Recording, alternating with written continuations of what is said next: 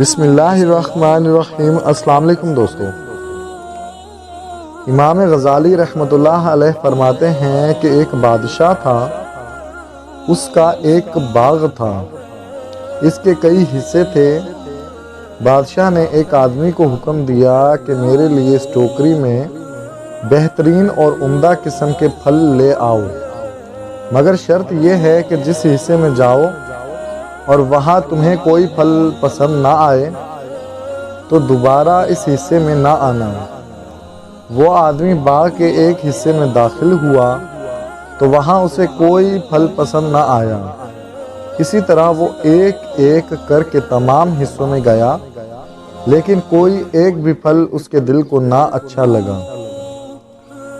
جب وہ آخری حصے میں پہنچا تو حیرت زدہ ہوا، کیونکہ وہاں کچھ بھی نہ تھا اور وہ شرط کے مطابق واپس ان حصوں میں جا بھی نہیں سکتا تھا جہاں پھل تھے۔ مجبوراً وہ خالی ٹوکری لے کر بادشاہ کے سامنے حاضر ہوا۔ بادشاہ نے پوچھا، میرے لیے کیا لائے ہو؟ اس نے جواب دیا، کچھ بھی نہیں لایا۔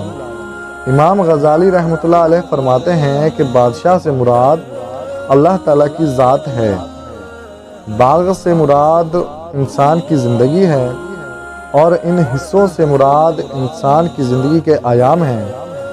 ٹوکری سے مراد انسان کا نامہ اعمال ہے۔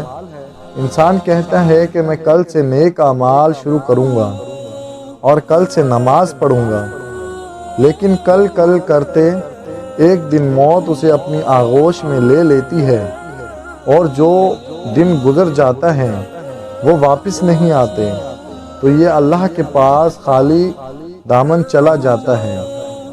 اس سے معلوم ہوا کہ دنیا دھوکے کا گھر ہے۔ بے شک۔ تو دوستو، آپ کو ہماری یہ آج کی ویڈیو کیسی لگی کمنٹ میں ضرور بتائیے گا۔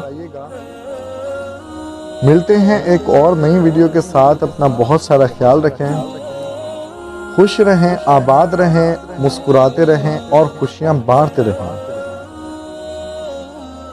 اللہ حافظ۔